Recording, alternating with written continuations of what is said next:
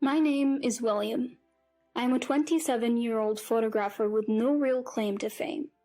My older brother Richard, who was 5 years my senior, got me into photography. To be honest, making ends meet takes up all my energy, and I can't even think about starting a family. My parents passed away in a tragic accident when I was in high school. Ever since then, it's just been Richard and me. I like to think that we have a deeper bond than most siblings. But Richard passed away 3 years ago as well. William, I've decided to get married. That's what he told me 4 years ago, when he introduced me to a woman named Linda. She seemed very calm and gentle, a perfect fit for kind-hearted Richard. However, Richard didn't want a big wedding ceremony, perhaps because he had lost our parents. They had a private ceremony overseas, so I never got to know Linda's family or friends. I sometimes wonder if things would have turned out differently if I had known more about her social circle. About a year after Richard got married, I got an abrupt call from him. I've got 1 month to live.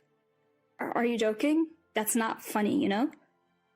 After losing our parents, Richard was the only family I had left.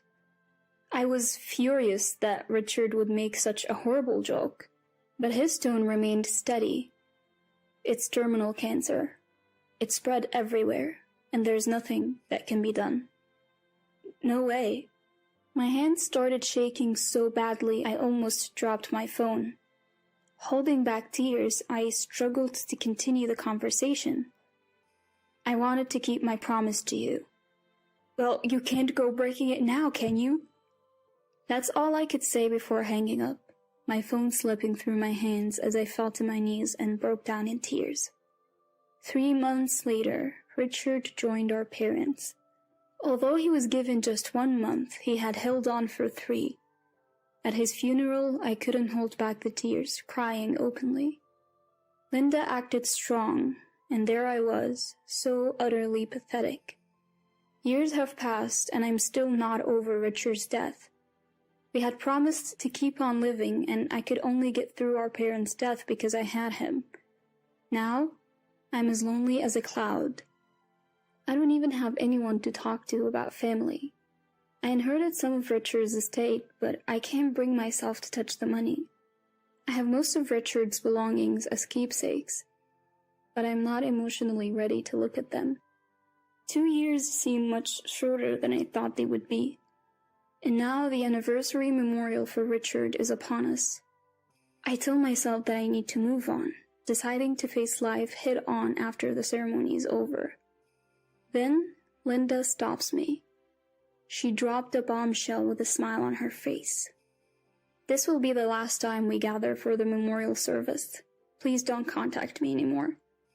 Wait, what do you mean? Since Richard is gone, there's no reason for us to stay connected.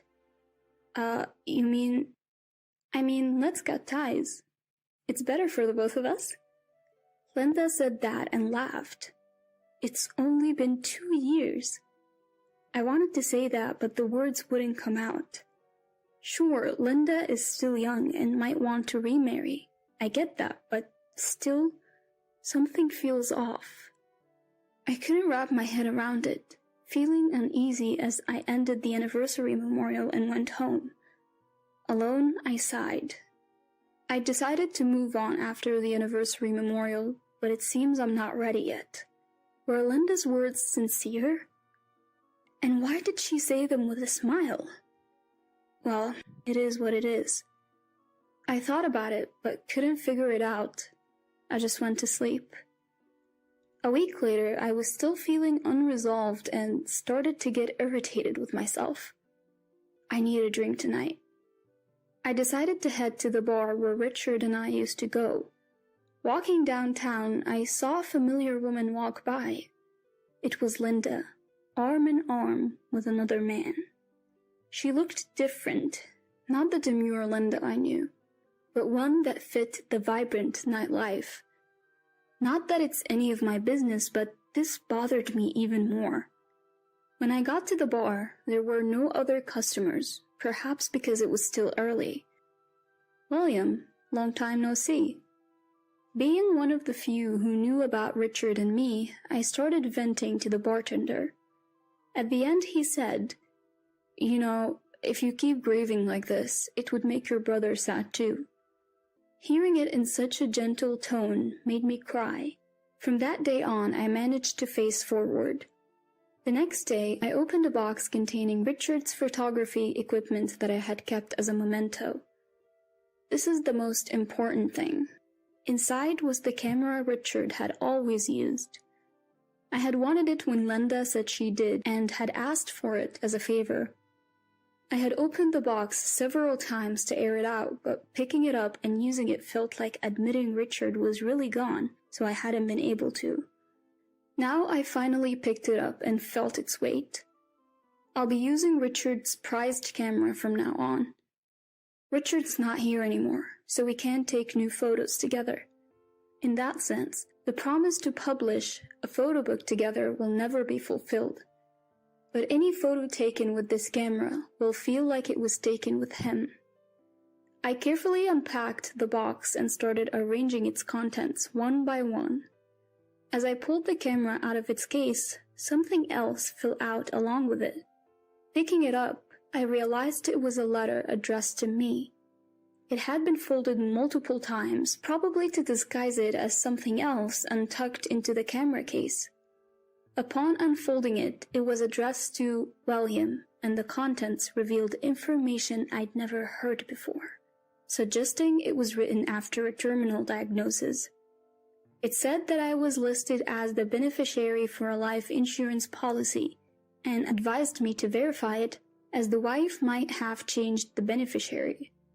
I later found out this insurance policy had been in place since my high school days, back when we lived together. A surprisingly large sum had been set aside, apparently with the thought that I'd be in trouble if something happened to him. I hadn't claimed any of the insurance money. Could Linda have? I know nothing about Linda's social circle. I could ask her directly, but I hesitate to contact her now. Still, it would be wrong to ignore Richard's wishes. I decided to honor his intentions and dial Linda's number, which I had yet to delete. "Who is this?" The voice that answered was lethargic and not the Linda I knew. Nevertheless, I began to speak. "Linda? It's me, William." "Huh? Didn't I say to stop contacting me?"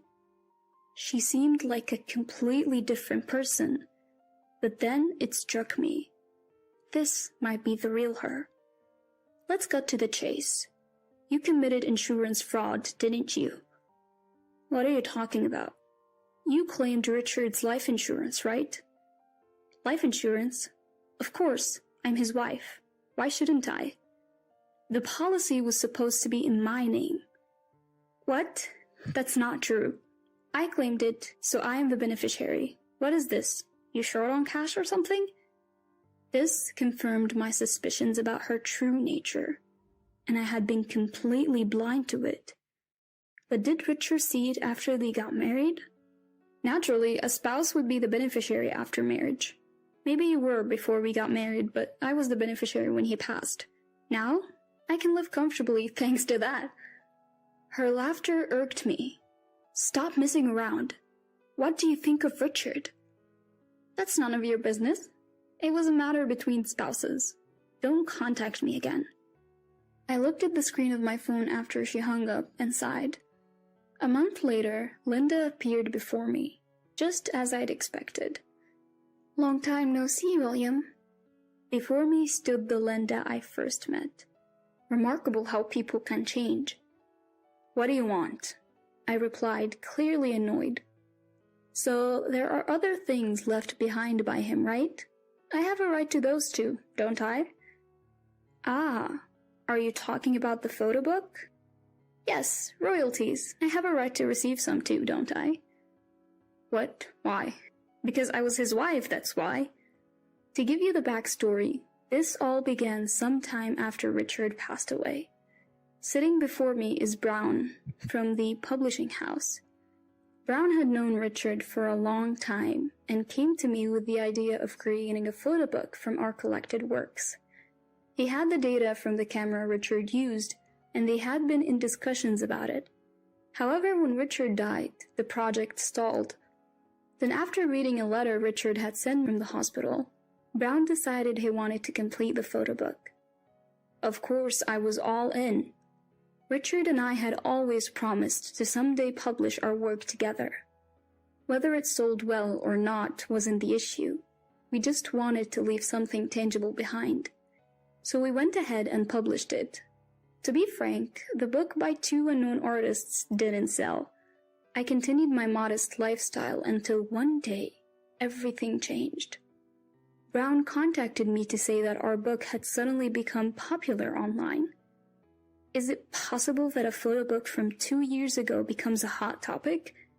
I had my doubts about this, but when I looked it up on the internet, I found that the photo book was indeed a hot topic. A well-known influencer had praised it on social media and the posts had gone viral. The book's newfound fame also secured the publication of another photo book, elevating me to a full-fledged photographer. And that's when Linda, eyeing the royalties, showed up at my door. This is where my counterattack begins. That book was something Richard and I wanted to publish. I don't want you tainting it. Just go away. Don't give me that idealistic talk. The royalties are split, right? That means I have the right to some. It's clear her only interest is in the money. I am furious. What does she think Richard meant to her? We had cut ties, and yet here she is making demands. Let's talk about the insurance money instead. Insurance money? Can we not? That's not important right now. It is important, but fine. Let's stick to the photo book. That was self-published, so there are no royalties. However, my new book is bringing in lots of royalties. What? What are you talking about? There's no money for you to take.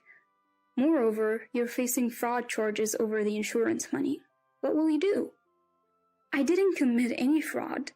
Are you still going on about that? What about the $300,000 you received? Your name was on it, but she interrupts me. So, it's my money. But Richard changed that just before he passed. I can get handwriting analysis results anytime. I am done beating around the bush. Linda's face visibly changes as I get to the point. Handwriting analysis? You started looking into the insurance money when Richard was hospitalized. You found out that I was the beneficiary.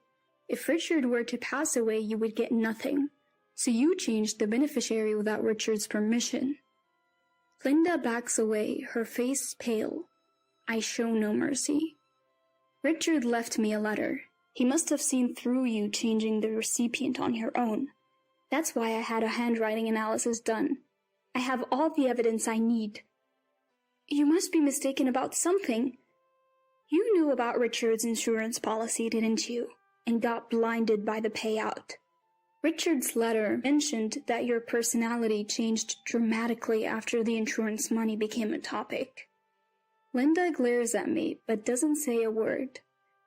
You hardly talked about anything else with Richard once you found out, huh? You knew he didn't have much time left and only saw dollar signs. You underestimated Richard. Cut the crap. It's not like that. What's different then? Richard tried to divorce you, but you dodged the conversations. Eventually, Richard was left helpless. The only reason Richard didn't tell me while he was alive is that he still wanted to believe you weren't like that. You betrayed that trust. I bet you'd have changed your lifestyle and even became flashy the moment you got that insurance money. That's cruel to say. Linda tries to retort, but she's lost her spirit. So, can I sue you? Insurance fraud is serious business. But I won't, if you pay it all back. Pay it all back? I've already spent nearly $100,000. What am I supposed to do? It seems Linda has admitted to her guilt. But where did she spend such a large sum in such a short time? So you finally admit it. What's your next move? I witness the color draining from Linda's face for the first time as she collapses on the spot. I get it. I'll find a way to pay it all back. Later, I received the full $300,000. Linda sold all the luxury items she had bought with the insurance money. Apparently, she mainly squandered it on some guy and couldn't prepare much. She ended up going to her parents for help. Her father called to apologize, saying they'd cover the rest. Linda now works from dawn to dusk under her parents' watchful eyes to repay them. As for me, I've secured a book deal and royalties are coming in. I'm thriving as a photographer. All thanks to Richard. My name is Rachel. I married my husband John 3 years ago, and we've been living happily ever since.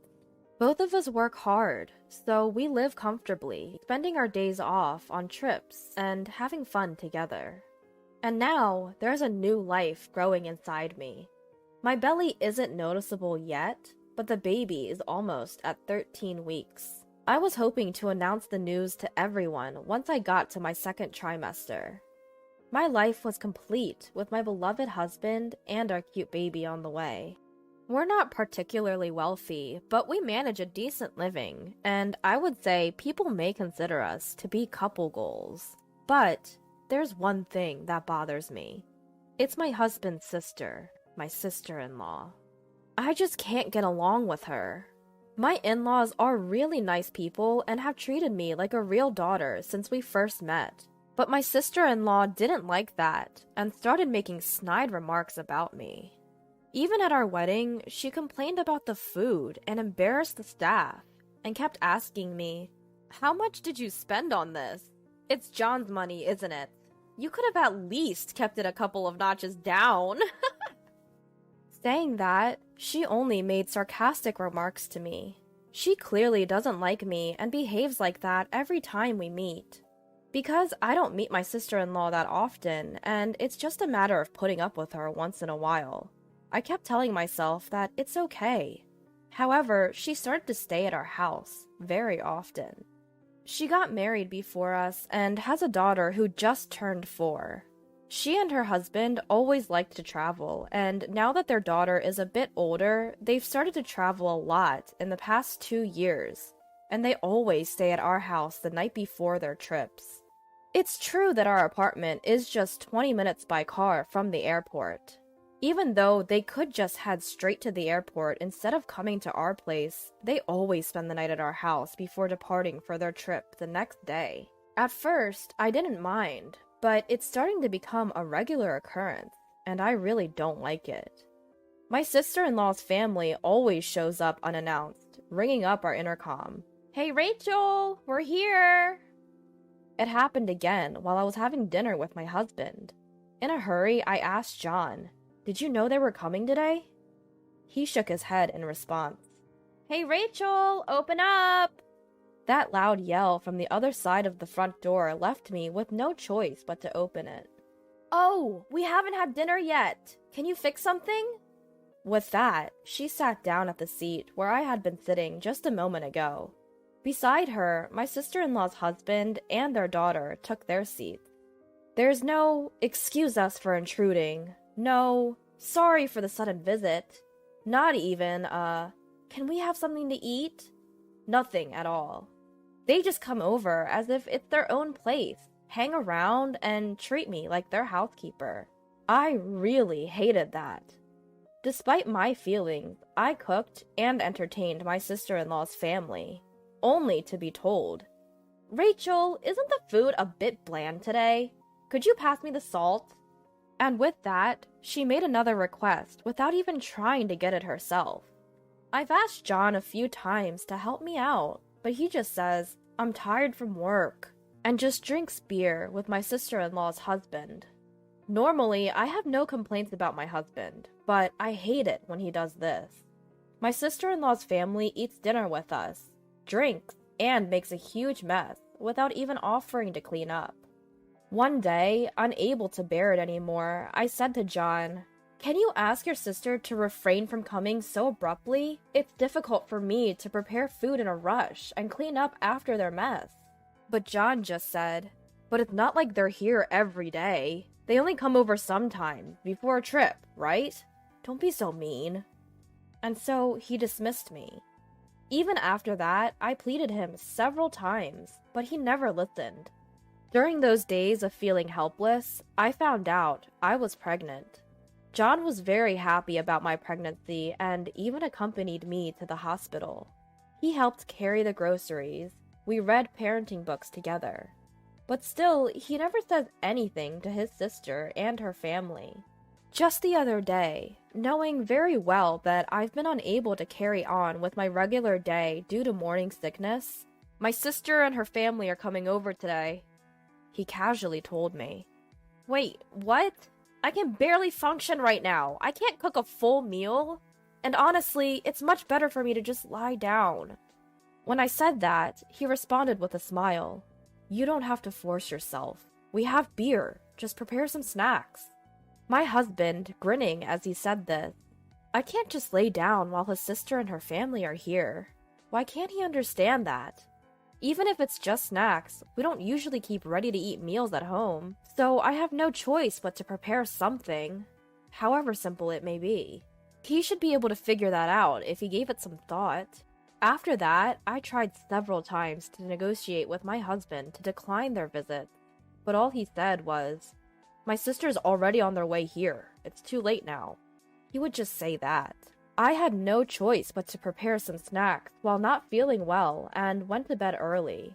But in the end, I was woken up by my sister-in-law's loud voices and couldn't sleep at all. And I have to go to work tomorrow. I thought about this, but in this situation, I couldn't even tell my husband to be quiet, so I endured it somehow. The next day, it seemed like my sister-in-law's family was leaving early for their trip, so they started preparing around 4 a.m. Their loud voices and bustling activity woke me up involuntarily. Then they came into my room uninvited and said, "Sorry, Rachel, could you give us a ride to the station?" They even went so far as to ask that. But I'm still in my pajamas, and I haven't even put on my makeup. I have work today. You can prepare when you come back. We came by train and we'll be late if we wait for the bus. Please, hurry up. Being talked to like that, I got really mad. I went to wake up my husband and said, "John, can you please drive your sister?" But all he did was moan and refuse to get up. No matter how much I shook him or called his name, he stubbornly refused to wake up. Seeing this, my sister-in-law, unable to bear it, said, "Rachel, hurry up! We're going to miss our flight!" And she started yelling at me. I had no choice but to drive my sister-in-law to the airport, and when I got home, my husband had already left for work. There were dishes from what seemed to be his own breakfast left in the sink, and I thought he didn't prepare anything for me, and I felt sad. 2 months later, when my belly started having a noticeable bump, I had some leftover paid time off, so I decided to cut work off in the morning and go home. That's when I noticed a voicemail message on our home phone. When I played it back, it was a message from my sister-in-law saying, "Hey Rachel, it's me. I'll be coming over again this evening. Thanks." Hearing that, I thought, if I stay, I'll just be used as a maid again, and I hurriedly packed my things. I decided to tell my husband that I had something to do and was going back to my parents' house. With that thought, I was about to leave with just the bare essentials when an idea came to me. I left the bags I had prepared at the entrance and checked the contents of the pantry. Just yesterday, I used up all the groceries, so there's almost nothing left in the fridge. There was only one frozen pasta left in the freezer, but I gathered all the instant ramen and a few ready-to-eat meals I had kept for emergencies, took them all, and went back to my parents' house. A few hours after arriving at my parents' house, I got a call from my husband. "Rachel, my sisters are coming today, you know. Where are you? They said they left a voice message." A voice message? I don't think there was any. Plus, I got called back to my parents' house because I have things to do. I'm staying overnight and I'll be back tomorrow. Upon hearing this, my husband's mood turned sour. "So, what am I supposed to do about dinner? My sisters are coming and there's nothing in the fridge." He started to panic, but it was none of my business. Why don't you discuss it with your sisters? Oh, my dad's calling me. Gotta go. Hey, wait. Rachel! Ignoring my husband, I hung up the phone and set it to silent mode. Actually, there was no truth to being called back home. But if I had stayed at our house, I would have had to put up with the same unpleasant experiences, as always. I couldn't bear to stay at home thinking that, so I had to leave. That day, I ate the meal my mother had cooked for the first time in a long time, got a good night's sleep, and the next day I went shopping with my parents for children's clothes. When I remembered to check my phone, there were multiple calls and messages from my husband. Among them were messages blaming me for the hard time he had. I was incredibly upset and angry. Then I sent an email to my husband. I'll be bringing my parents back with me tonight. I think we'll get there in the evening. Could you please clean up the room? Oh, and Dad said he wants to have a drink with you, so please prepare some snacks. Then I put my phone away and enjoyed the precious time with my parents. Around 7 p.m., I arrived home with my parents. My husband looked noticeably thinner, even though I hadn't seen him in just one day. The house was not completely cleaned up, and there was garbage scattered in places. Good to see you, Mom and Dad. I'm sorry, my sisters came yesterday, and the room is a mess, he said apologetically to my parents. Don't worry, you didn't expect us to come. My parents calmed him down, saying this. I made some quick snacks with my mom and served them to my husband and Dad. So, your sisters came yesterday. Must have been tough, huh? My dad asked my husband. Then John opened his mouth and began talking about how hard he had had it. When my sister-in-laws realized there was nothing at home, they got in a bad mood and said, "Order us something already." Apparently, they had John order whatever they wanted, like pizza and sushi. On top of that, they made John go to the convenience store alone to buy drinks, alcohol, and snacks. When the delivery arrived, they demanded money from John. He told me he spent about $180 just yesterday. My sister-in-law's kids are still small, so it can't be helped, but she always makes a mess after eating. However, neither my sister-in-law nor her husband say anything. I had pointed it out before, but they said, "Can you not interfere with our stuff?" Ever since then, I haven't said a word. John had never done any preparation or cleaning whenever the sister-in-laws came over, which is why experiencing this firsthand, what I always do, finally made him realize how hard it was. He told my dad, "I even had to take care of my sister's kid and give her a bath. I also had to prepare their beds. I was really exhausted." When John was talking to my dad like that, he seemed really small. My dad just listened to John's story silently. When John finished talking, he asked, "It sounds tough. I heard from Rachel as well that your sisters visit quite often. Is that right?" In which John replied, "On the other hand, yes, that's right. I've always left it all to Rachel, so I didn't realize how hard it was. I've decided to firmly refuse them from now on." And then he turned to me and said, "Rachel, I am really sorry. I didn't realize it was this hard. I'll definitely say no to my sisters." My dad just smiled warmly, looking at me, and I subtly gestured to my dad, trying not to let John notice. Yes, this was all part of the plan. I had talked to my parents about my sister-in-laws when I went back home. My dad suggested that I should go and put John in the same position. As a result, John understood how hard I've been having it and had him promise to firmly say no to his sister's visit. Everything was going as I had planned, so I secretly pumped my fist in joy. The next day, John contacted my sister-in-law and said, "Sis, I'm sorry, but please stop coming over to our place. It's too much for us to have you over, and we've had a hard time."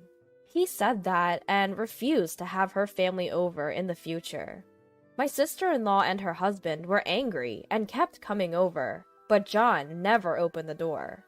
Furthermore, John said, "I'm sure my sisters won't give up and will keep coming." he suggested moving. With our baby on the way, we decided to move to a larger apartment. Of course, we're keeping this a secret from my sister-in-law and her husband. We spoke to John's parents about the situation and asked them not to disclose our new address to my sister-in-law's family. Since then, they have stopped coming over. In fact, our interaction with my sister-in-law's family has significantly decreased. We're relieved that we no longer have to deal with them. A few months later, we were blessed with a daughter, and now we're living happily. During major holidays like Christmas and Thanksgiving, we do visit John's parents, which means we meet my sister-in-law's family, but we never reveal our address, no matter how much they ask. They've thrown fits and demanded our address multiple times, but John's parents scolded my sister-in-law for this behavior, so she stopped asking. I guess this is the right distance to keep. We've settled into this arrangement and have moved on with our lives. John has become more proactive in doing household chores and childcare ever since that incident. Even though he's working, he is supportive and involved in our daughter's upbringing. That incident must have had a real impact on him. In a way, I feel a bit grateful to sister-in-law's family for sparking this change in John, but I'm keeping that thought to myself. For now, I plan to have John help out a lot more with housework and childcare. It was the day of a family dinner centered around my 3-month-old son, Alexander. While everyone was enjoying their meal, my 8-year-old niece, Emma, was the only one not eating. Instead, she was intently watching Alexander. Alexander was also staring back at Emma, moving his arms and legs. Seems like Alexander has something to say. Then Emma began to speak, and what she said was astonishing. My husband Michael's face turned pale and his lips trembling. Michael had been called out on a secret he thought only he knew. Seeing this, I decided to expose Michael's truth right then and there. I'm Jessica, a 25-year-old housewife. I married Michael, who is 3 years older and works in an office 2 years ago. Despite the challenges of new motherhood, we were living a happy life as a family of 3. My sister Sophia and her husband live nearby. Ever since I was pregnant, Sophia has been a great help, often coming over to assist with chores and keep me company. One day, Sophia told me something unbelievable. Her 8-year-old daughter, Emma, my niece, apparently has a mysterious power. Sophia recounted an incident. When she and Emma were driving, Emma suddenly said, "We should take another route. There will be an accident if we go this way." Sophia didn't understand why Emma would say such a thing, especially when the road ahead looked clear. But Emma looked so serious that Sophia decided to change routes. The next day, we learned from the news that a major accident had occurred on the road they were initially going to take. Sophia was horrified to think what might have happened if she had ignored Emma's warning.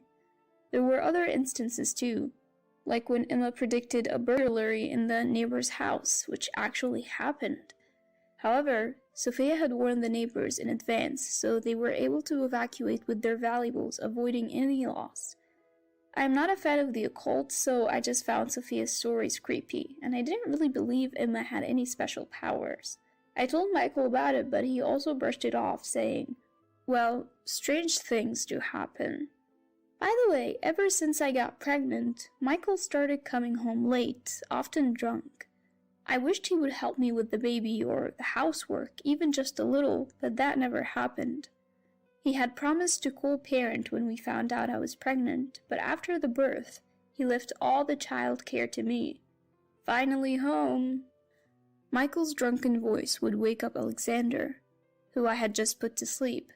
Holding a crying Alexander, I told Michael, "Please keep it down, you're waking Alexander, and can you please cut back on the drinking and come home earlier?" Michael yelled back, "I have work obligations, okay? You should be grateful you can live this way. Stop nagging me." His shouting woke Alexander again, who cried even louder this time. I was angry at Michael's words, but arguing with a drunk person was pointless. All I could do was put Alexander back to sleep. 2 weeks later, Sophia and Emma came to visit on a day when Michael was home.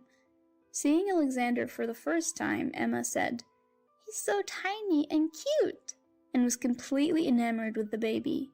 But after a while, Emma started glancing at Michael. Curious, I asked, "Emma, what's going on?" Emma replied, "Jessica, it looks like Alexander has something he wants to say." Looking at Alexander in his crib, he was staring at Emma. Then Emma said, "This is a secret from Michael," and whispered something in my ear. Upon hearing it, I was so shocked that I lost my words and stared at Michael. Michael, who knew nothing, simply met my gaze. I said to Emma, "But Alexander is just a baby. He can't talk."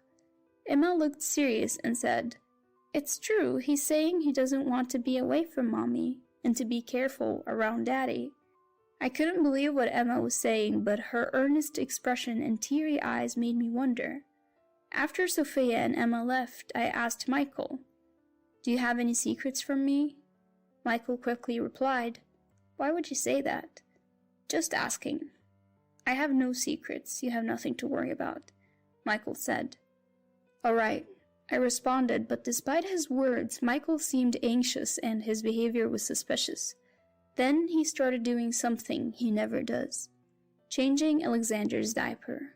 This made me even more suspicious of him. Is Michael hiding something from me? I couldn't get what Emma had said out of my mind, and I started to doubt Michael. The next day, after Michael left for work, Sophia and Emma suddenly showed up. Sophia apologized. Sorry for coming unannounced. Emma insisted on coming over. Emma's expression was dead serious. "It's okay, don't apologize." "Emma, welcome. Come on in." As I said this, Emma entered and lovingly gazed at Alexander, who was sleeping in his crib. But while I was preparing drinks in the kitchen, I noticed Emma staring intently at Michael's study. "Emma, what's going on?" I asked. "Jessica, it's hidden here," Emma said, pointing at Michael's bookshelf. Upon closer inspection, I found a hidden diary and some documents tucked between the books. I had no idea Michael kept a diary, but curiosity got the better of me and I read it. The diary revealed a horrifying plan that Michael was secretly plotting. I couldn't believe he was capable of such thoughts. My hands were shaking and I thought maybe Emma's mysterious power was real. When I showed the diary to Sophia, she gripped my hand and said, "It's okay, I'll protect you." Sophia then suggested, "If you're worried, would it be okay if Emma and I come over when Michael is off work?" Tears welled up in my eyes, and I felt reassured. "Of course, Sophia, thank you." Emma looked up at us, concerned. "I guess Emma's mysterious power was real. I'm sorry for doubting it before." Sophia smiled and said, "I told you so. But it's good that we found out before anything serious happened. Thanks to Emma, right?" "Thank you." "You're welcome," Emma said, blushing with a shy smile. I felt my love for Michael turning into resentment. I can't let this go. I'll investigate whether what Emma is saying is true, and if it is, I'll get back at him. I decided to confront Michael at a dinner party where both our parents would be present. From then on, Sophia and Emma would visit our home whenever Michael had a day off. At first, Michael was hospitable, but he gradually became irritable whenever Sophia and her family came over. Eventually, despite Sophia and Emma being there, Michael wanted to go out just with me. "Sophia, can you watch Alexander while we go on a date?" Michael asked, but Sophia declined. "Michael, no can do. Alexander cries non-stop without Jessica around. Right, Alexander?" Still, Michael persisted. "Come on, I think Jessica needs a change of scenery too. Just getting some fresh air could be refreshing." "True, but do we need to go out for that? Why not just dip into the garden and get some fresh air? The weather is nice today, it'll feel good." Sophia always managed to counter Michael's arguments without upsetting him, so he had nothing to say. From that point on, Michael became increasingly irritable. Finally, the day of the dinner party arrived. My parents, in-laws, and Sophia's family gathered to have a meal around Alexander. I was busy preparing the dishes I had cooked early in the morning. "Look here, Alex. So cute." Michael was filming. Seeing this, my father-in-law murmured, "Michael has become a fine father," and my mother-in-law nodded, tears in her eyes. Our son Alexander was also smiling, surrounded by everyone. Then the dinner party began. In the cheerful atmosphere, only Emma was staring at Alexander without eating. Alexander was also staring at Emma, moving his hands and feet. Sophia said to Emma, "Here, your favorite apple juice." But Emma didn't respond. Just when I was wondering if Emma was sensing something again, she said to Michael, "Do you love money more than Jessica?" The room fell silent at Emma's words, and everyone froze, staring at her. "Why would you say that, Emma?" I asked. "Because that's what Alexander is saying," Emma replied, pointing at him. I exchanged glances with Sophia, but everyone else was confused. Michael chuckled and said, "Emma, Alexander can't talk yet. You shouldn't lie like that," lightly touching her head. Emma forcibly shook off his hand. "It's not a lie. The baby says Daddy is trying to push Mommy from a high place to get money." "You mean me? I would never do such a thing." "Alexander loves Mommy, so he's saying to stop being Daddy." While everyone was shocked, only Michael turned pale and his lips began to tremble. "Stop messing around. Don't say such ridiculous things." Suddenly, Michael slammed the table and yelled. Emma's face tightened, and Alexander looked like he was about to cry. I wanted the dinner party to be pleasant, but that seemed impossible now. Michael had lost his temper at Emma's words before I could even bring up the topic. His reaction was like an admission of guilt. With a cold gaze, I confronted Michael. "So, you've been cozying up to a woman you met at a club and inflating company expenses, haven't you?" Michael looked flustered and said, "What are you talking about?" I thrust the diary I found on the bookshelf at him. "It's all written here. Are you planning to deny it? That's about a subordinate at work. I would never do something so stupid." Sweat was forming on Michael's forehead. "Reading someone's diary without permission is an invasion of privacy. I have no reason to be lectured by someone as low as you. What are you trying to say? Still playing dumb? You hatched a terrible plan to fix things before getting caught for embezzling, didn't you?" I opened the diary to the page detailing the criminal plan and shoved it in his face, but Michael looked away. "What is this? These are notes for a novel I thought of writing. Besides, a diary isn't evidence." "Really? Then what do you say to this?" I pulled out some documents. "You know what this is, right? A life insurance policy you hid, with a $100,000 payout on me. What were you planning?" Michael started to panic. "That is, you planned to kill me, collect the insurance money, and repay the embezzled funds. Isn't this solid proof?" Stuck for words, Michael could only say, "No." Emma had secretly told me this when she first met Alexander. "Michael wants money and is planning to push you from a high place." From that moment, although I found it hard to believe, I started to suspect Michael. Both sets of parents were frozen in shock. Cornered, Michael had nothing to say and hung his head, but then suddenly fell to his knees, clinging to my leg. "Jessica, I'm sorry. Please pay back the money I used." "Why should I?" Michael looked like he was about to cry. "Don't say that. We're married, right? Please, if the company finds out, I'll be fired. How will we live?" Michael had trivialized my life for his own benefit. I deeply regretted ever being with such a person. I peeled off the clinging Michael and said, "I can't be married to someone as horrifying as you. It's bad for Alexander too, so let's get a divorce." I then thrust a pre-filled divorce application at him. I also demanded a $20,000 settlement and $500 a month in child support. "No way! Alexander is still young. Paying that much money forever is a joke.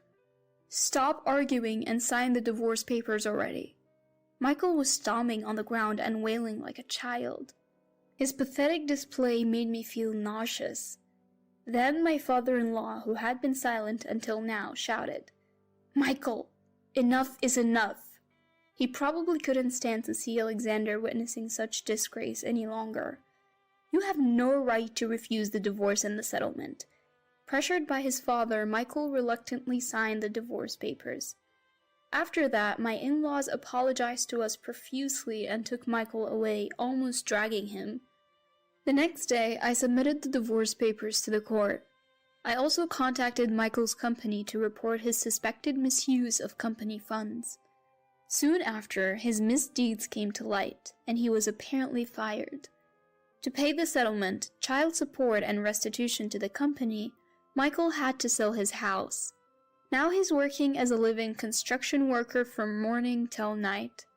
I considered reporting this to the police, but in the end, there was no evidence other than what Michael had written in his diary. So I decided to be grateful that, thanks to Emma and Alexander, the incident was prevented. Now I'm back at my parents' home, living a peaceful life with Alexander. Sophia and Emma come to visit Alexander almost every day. Alexander says he's happy to be with Mommy all the time. Emma told me this, and it put my mind at ease. I wonder if there's a way of communicating that only Emma and Alexander understand. And is it something that adults can't grasp? While pondering these thoughts, I look at Alexander's joyful smile and vow to continue pouring my love into him and protecting him with my own hands. I'm Sally, and my husband Tommy and I used to work at the same place. Tommy, who is 2 years older than me, was my senior at work. We became close when we ended up on the same project team a few years later and started dating soon after. 2 years into our relationship, we got married. After our daughter was born, I decided to quit my job. I loved my work, but my mother-in-law told Tommy that it was strange for a daughter-in-law to be working. So Tommy asked me to focus on household chores instead. From then on, I became a stay-at-home mom. We had our occasional fights, but overall we lived a peaceful and happy life. Then, one day, when our daughter was in elementary school, Tommy came home from work in the middle of the day. This was unusual, so I asked him what happened. It happened so suddenly that I asked him what was going on, and he answered, "Not only was the job hard, but I was also being harassed by my boss, which caused me to become depressed. I consulted with a doctor at the hospital. I quit my job because someone told me I should quit." When I pressed for details, he explained, "My job was tough, and I was also facing harassment from my boss. I've been diagnosed with depression. The doctor advised me to quit, so I did." He also told me, "I don't want you to have any more contact with anyone at the company." I felt so bad for not realizing that Tommy was so traumatized. It was really heartbreaking that Tommy was in so much pain and he couldn't notice. I felt terrible for not noticing how much he was struggling. I thought it would be best for Tommy to take some time off to recover. Our income took a hit, but I believed we could manage with some budgeting and my savings from before we got married. Above all else, I thought it was important that Tommy recover mentally and be able to return to society. However, 6 months passed, and Tommy's condition didn't improve. We started using my savings to cover his medical expenses. I decided to take up a part-time job to help out. I thought that once Tommy returned to work, I could save my part-time earnings. Our daughter was now old enough to help with chores, which was a big relief. I did my best to take care of housework and work to the best of my ability so as to not burden Tommy. But Tommy's depression didn't get better. Of course, I knew it wouldn't heal that quickly. He would go to the clinic during the day and come back in the evening, only to laze around in the house. He seemed fine when talking and eating, so it was hard to tell if he was improving. I suggested trying a different clinic, but he said he was fine with the current one. "Just stay as you are," was all he said. I once saw Tommy watching TV and laughing, so I asked, "Maybe it's time to start looking for a job?" His face turned stern. "Just thinking about it makes me feel sick and nauseous," he replied. I didn't want to force him into work, especially since he's sick. But the financial strain was getting to me, and I started getting annoyed at Tommy's little comments. Even when I rushed home from my part-time job to make dinner, Tommy would sprawl on the sofa and say, "Is dinner ready yet? I'm starving." I couldn't help but wonder why I had to rush home from work to cook for Tommy, who had been home all day. After meals, Tommy wouldn't even take his dishes to the sink. Clothes were strewn around the living room, and the dishes from the lunch I prepared were still on the table. I was torn between being understanding because Tommy was sick and wanting him to at least do these small things. Then, another problem arose. I came home from work to find my mother-in-law in the house. "What are you so surprised about? Can't I visit my own son?" she said. I quickly replied, "That's not what I meant." She continued, "Why didn't you tell me Tommy is depressed? I had no idea." Honestly, what should I say? I had doubts. I wondered, shouldn't Tommy be the one to tell her? As I sighed, she glared at me. "You're taking good care of my son, right? If you had been supportive, this wouldn't have happened. Do you understand?" She's been like this since we got married, blaming me for everything. If anything happened, it was all my fault. I was subjected to old-fashioned harassment many times. I used to visit the in-laws often, but her constant harassment made me distance myself. Tommy didn't care and let her harass me. But he also didn't mind when I wanted to distance myself from her.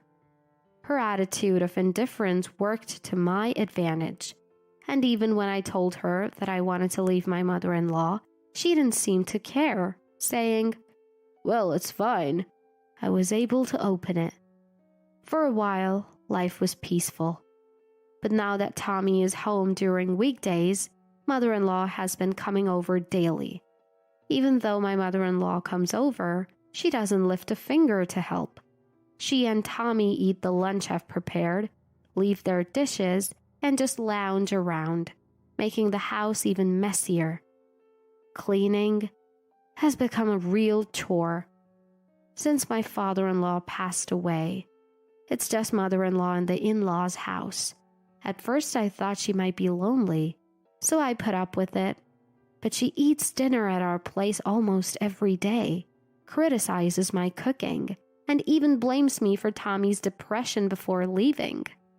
She never contributes to groceries or brings any food. Our income is already tight, and now we have to cover her meals too. It's a tough situation. Stressed out, I decided to talk to my sister-in-law Lucy, who lives near the in-laws' house. Lucy is the only reasonable one among them and has always stood up for me when mother-in-law was giving me a hard time. She's smart and articulate, so she can easily counter any of mother-in-law's excuses. Mother-in-law doesn't seem to like Lucy much. I told Lucy about the daily visits from mother-in-law, and the next day she came over after work and scolded mother-in-law for lazing around. Mother-in-law was shocked by Lucy's unexpected arrival and was at a loss for words. Then, the next day after work, she came to my house with me and scolded mother-in-law for being lazy at home. Mother-in-law was surprised by the sudden appearance of Lucy, who didn't know she was here and was quite anxious. I made various excuses, but as usual, she was yelled at, and my mother-in-law's face turned red and couldn't say anything. Lucy warned her. "Next time you come, Sally will let me know, okay?" After that, mother-in-law never visited again. One problem solved, at least. Meanwhile, Tommy was indifferent and unhelpful. Even after mother-in-law stopped coming, he became increasingly lazy. With my dwindling savings and income, it was hard to cover living expenses and rent for 3 people. I was really struggling. I don't want to force Tommy to work, understanding his illness, but something had to change. I have to somehow get Tommy to work. I suggested changing his psychiatrist, but he wasn't interested. "Anywhere I'll go, it'll be the same," he said. I prepared some candidate hospitals and gave them a pamphlet, but they said, "You can stay with your current hospital." I offered to go with him, but he still wasn't interested. I started to doubt if Tommy really wanted to get better. My doubts turned into mistrust. First, I called a mental health clinic where Tommy said he was getting treatment. I wanted to know about Tommy's current situation. I found out he had only visited once a year ago and never returned. The next day, I followed him and discovered he was buying lottery tickets instead of going to the clinic. I checked his wallet that night and found a bank statement showing transfers from mother-in-law. It turns out that Tommy's lottery ticket money is given to him by mother-in-law. My mistrust in Tommy grew. I contacted a former colleague to find out why Tommy had quit his job. I had to do it secretly because Tommy had told me not to contact them. What the colleague told me was completely different from Tommy's story. It all started with a big mistake Tommy made at work, which he tried to cover up. However, when Tommy's boss found out, Tommy got scolded and lost his temper. He ended up arguing with his boss and stormed out, resignation letter in hand. Days later, Tommy kept calling the company claiming, "This is workplace harassment. You've damaged my mental health. Pay me compensation." The company was quite bothered by this. Of course, the company rejected all of Tommy's demands. Even then, Tommy persisted. When the company's legal advisor reached out to him, Tommy said, "The company made me sick. I'll get a medical certificate," and hung up. After that, he suddenly stopped contacting them. I had a hunch about what happened. Most likely, Tommy went to a psychiatrist after saying he'd get a medical certificate, but couldn't get diagnosed with depression, so he couldn't get the certificate. That's probably why he stopped contacting the company. Eventually, he got tired of working. He took advantage of my kindness, lied about going to the hospital, and lived a lazy life. I was beyond angry. I was disgusted. I didn't want to be with Tommy anymore. I planned to get divorce papers the next day after work. But then, I got a call from Lucy. Turns out, Lucy's husband got transferred and they were moving to another state. I've been really grateful to Lucy, so I decided to postpone the divorce until things settled down. 2 months later, Lucy moved. I quietly told her I was considering divorce and she said, "I'm sorry about my foolish brother and mother. Our family ties may end, but let's remain friends." Around the time Lucy's move was complete, Tommy said, "Mom's coming to live with us next month." I asked, "What do you mean, coming to visit?" Tommy said, "No, she's moving in. She'll live with us." Apparently, with Lucy moving, his mom felt lonely. Their old house was getting run down, so she wanted to live with us, and Tommy agreed. Both Tommy and his mom were so selfish, but I just said, "Oh, okay." Inside, I'd reached my limit. I was already planning to divorce him, so I decided to act quickly. Just divorcing him wouldn't be enough, considering what he had done. The next day, while Tommy was at his usual lottery ticket spot, I called the movers. I signed a contract on the spot and smoothly prepared to leave in secret. I quickly found a new apartment.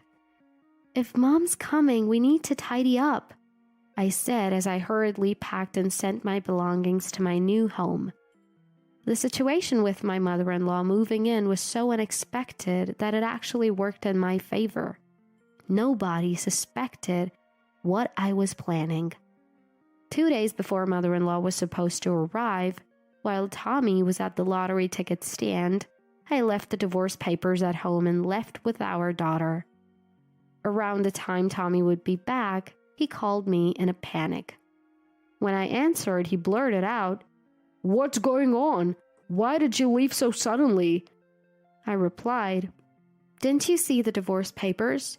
That's what's going on." Tommy said, "Why all of a sudden?" Keeping my cool, I said, "Did you really think I didn't know? I know everything." Tommy sounded puzzled.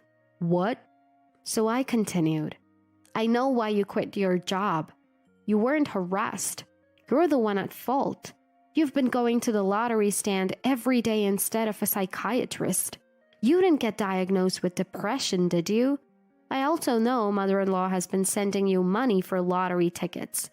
You could hear the panic in Tommy's voice. I told him, "You've been deceiving me, and you want me to live with a mother-in-law who's been making my life miserable? You're insane. I don't want to be with a man like you anymore, so we're getting a divorce." Tommy kept refusing. "No, please reconsider." When I said, "If you don't agree, I'll hire a lawyer and demand compensation in divorce court," he quickly agreed. Tommy had no job and no income. He probably realized he'd be in a tight spot if I demanded compensation. Later, I went back to get the divorce papers and submitted them before Tommy could change his mind.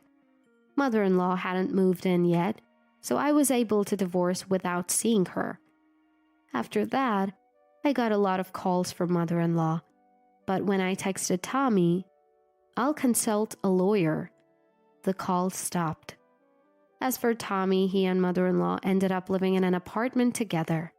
They couldn't pay the rent and had to sell the house. Mother-in-law had sold her own house, so they had nowhere to go. They ended up in a cramped old apartment.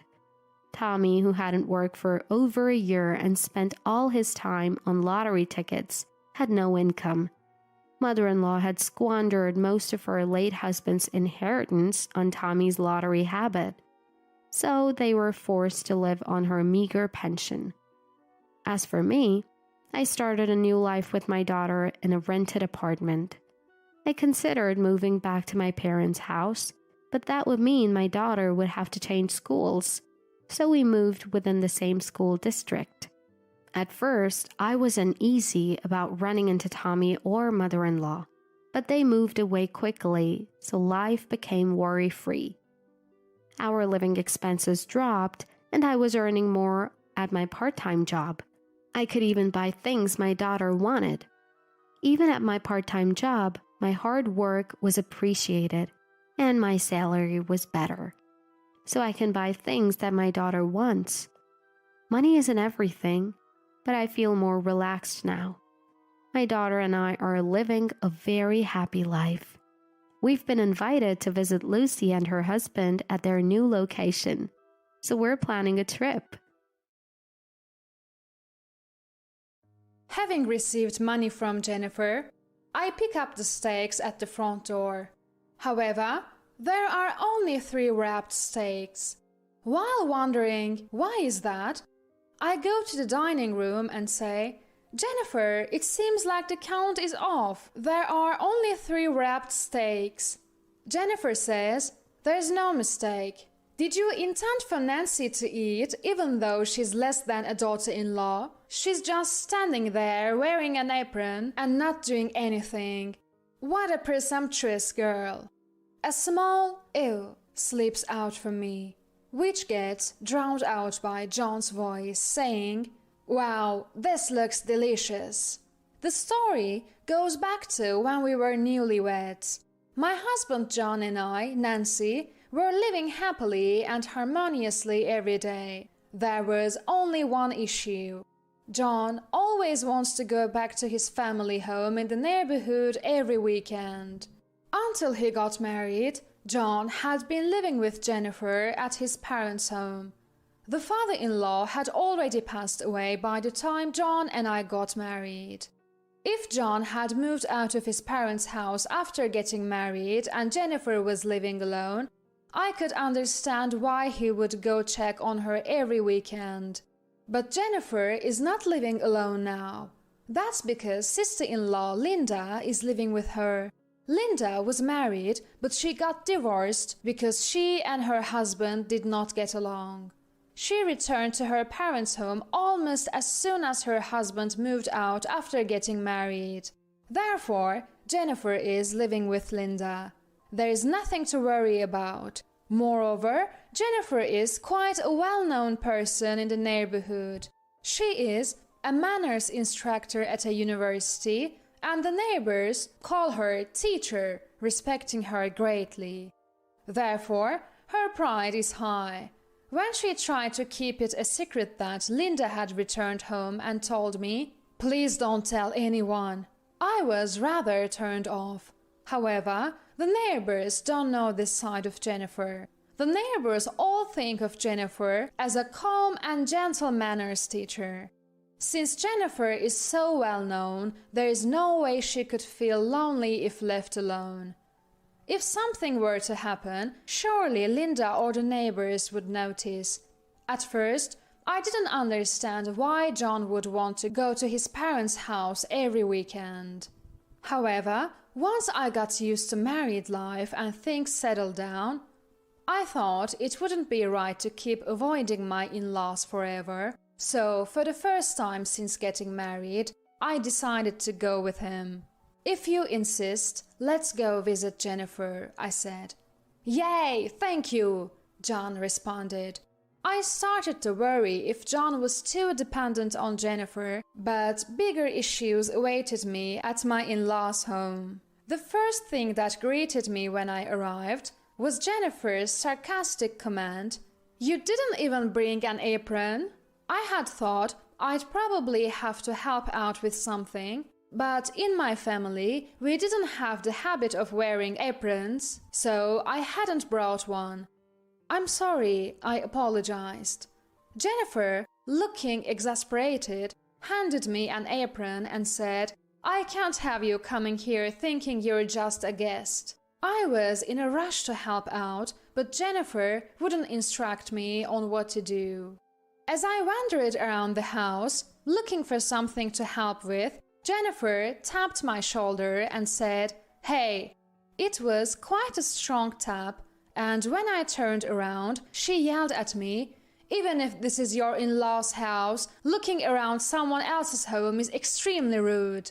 I completely shrank back and apologized, saying, I'm sorry." But Jennifer was not forgiving. "Stop wandering around and do something," she told me. I reached for the dishes that had piled up in the kitchen. Then she slapped the back of my hand and yelled, "I can't have your filth getting on our nice plates and glasses. Don't touch the dishes." Confused and flustered, I thought, then maybe I'll vacuum. I was again slapped on the back of my hand and scolded, "Are you saying our floors are dirty?" At this point, I had no idea what to do. Standing there dumbfounded, I was endlessly criticized by Jennifer. "What are you spacing out for? You're such a useless daughter-in-law."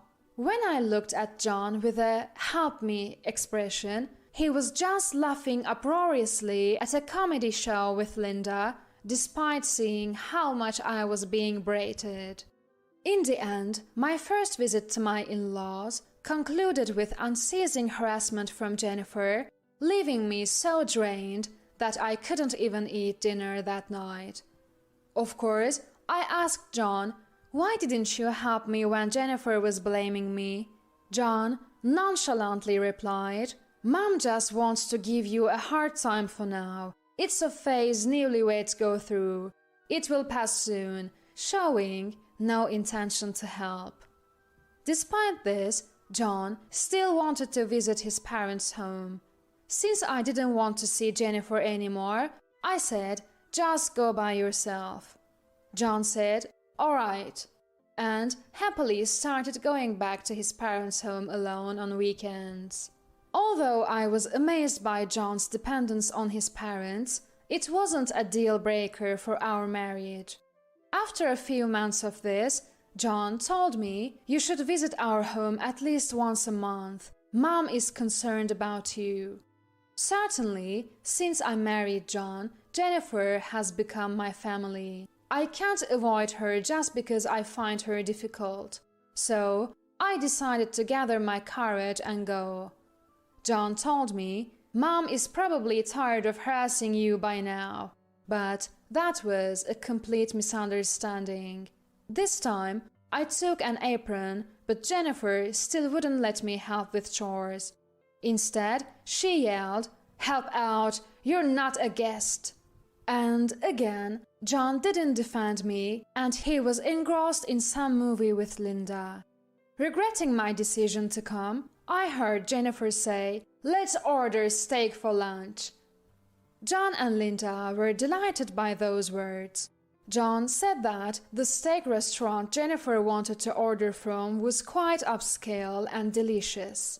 While Jennifer was placing the order, I was looking forward to the steak as well. After a while, the doorbell rang. "At least go and receive the order. You're so thoughtless," I was told angrily by Jennifer as she handed me the money. I went to the front door and received the steaks. But there were only 3 packaged steaks. Wondering why is that, I went to the dining room and said, "Jennifer, it looks like the count is wrong. There are only 3 packaged steaks." Jennifer responded, "It's not a mistake. Were you planning to eat even though you're less than a wife to my son? You can't do anything. You're just standing there wearing an apron. How brazen." "Ew," was the soft utterance I made. But it was drowned out by John's exclamation, "Wow, this looks delicious." Despite there being only 3 packaged steaks, Linda and even John started eating without any consideration for me.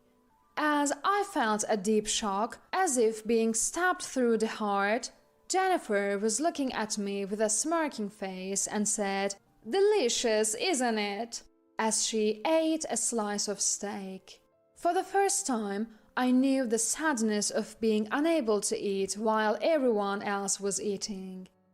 On top of that, my stomach growled loudly, causing Linda to burst into laughter. "Oh, poor Nancy. But if you are less than John's wife, it can't be helped," Linda said. She continued to pity me. "How sad, unable to eat such a delicious steak. How sad to be so useless as John's wife." I felt utterly miserable. Once the 3 of them had finished their steaks, Jennifer then told me, "Now go deliver the key that the delivery person dropped." Apparently, it's a long holiday, and the steak restaurant is very busy. They had asked if the dropped key could be delivered directly. I took the dropped key, got into the car, and began to drive. I felt like crying from the sadness, but I held back my tears and focused on driving.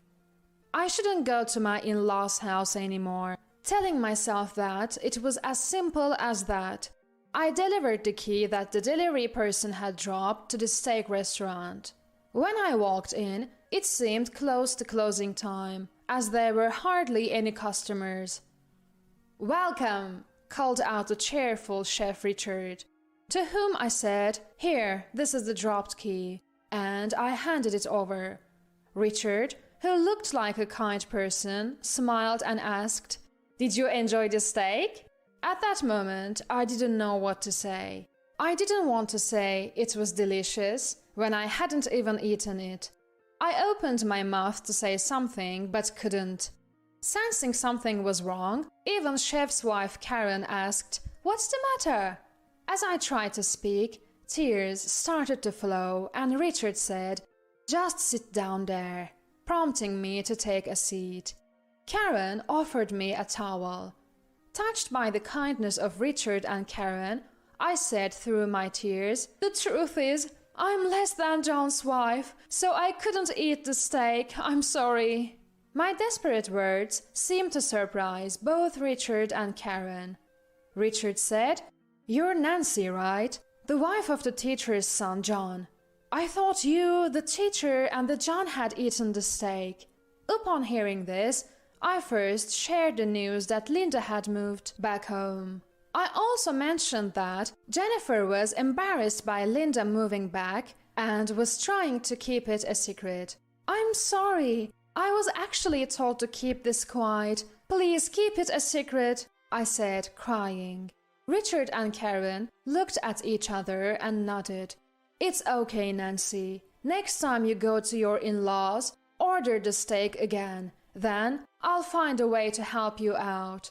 Richard had a stern look on his face, but he smiled gently and said, "Don't worry." For the first time, I felt like I had found an ally.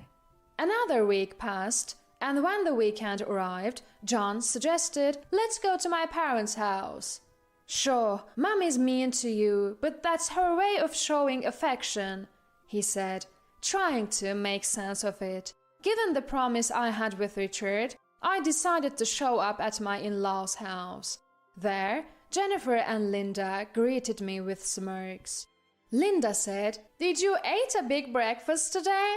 It would be embarrassing if your stomach growled again," and laughed.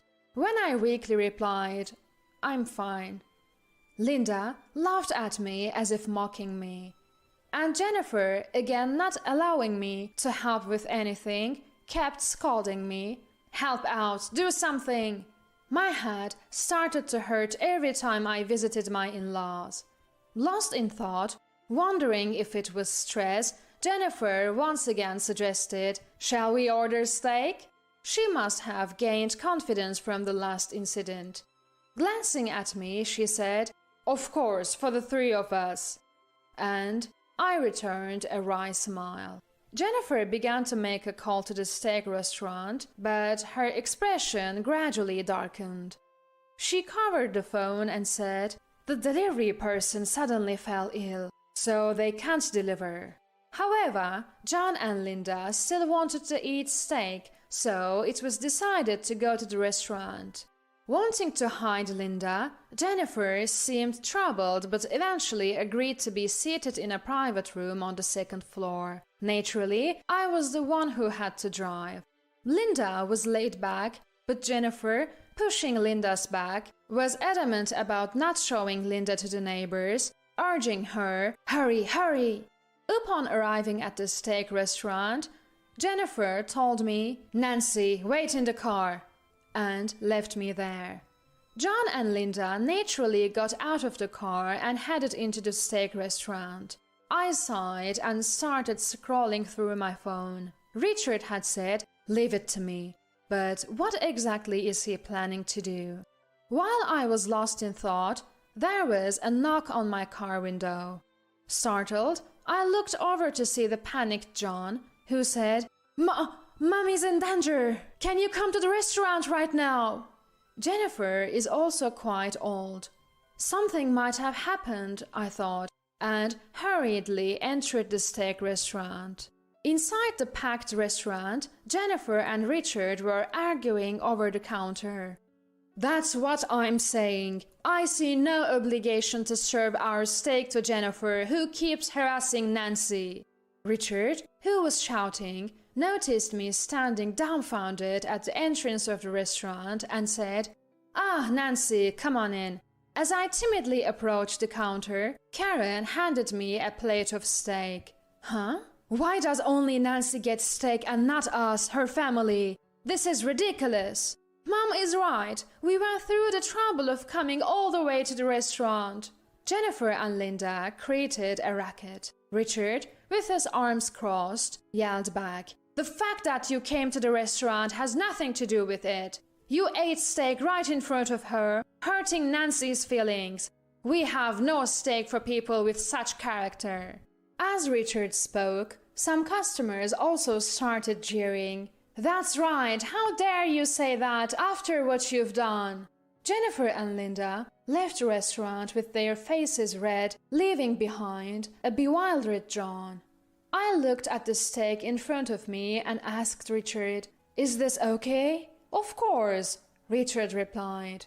The steak I ate, after thanking him, was so delicious that it brought tears to my eyes. The encouragement from other customers as I ate my steak in tears was also heartwarming. Just as I was about to pay, I realized that I had left my bag in the car. It seemed that Jennifer and her group had taken the car and left. So I told Richard that I'd pay next time. Richard said, "Don't worry about the money," and even arranged a taxi for me to go home. I didn't know how to thank him enough, so I thanked Richard repeatedly. "If you ever need help, come anytime. I'll take care of Jennifer for you." His reassuring smile saved me. After that, I woke up, thanks to Richard's help. I lost all affection for John, who not only failed to help me when I was being harassed, but also left me at the steak restaurant. When I said I want a divorce and presented the divorce papers, John seemed genuinely clueless as to why this was happening. I blamed him for not helping me when Jennifer was harassing me, but John made excuses, saying, "Mom was just lonely because she thought she was losing me." I didn't want to hear such excuses anymore. After a heated argument, we decided to divorce. John moved out and returned to his beloved parents' home.